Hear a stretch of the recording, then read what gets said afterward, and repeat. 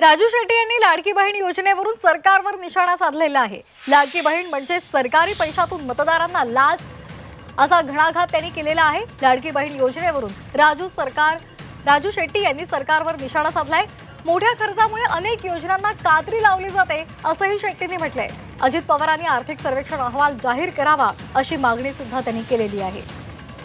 लाडकी बहीण ही योजना म्हणजे खरं तर सरकारच्या पैशातून मतदारांना दिलेली लाच आहे आणि हे आता स्पष्ट झालेलं आहे।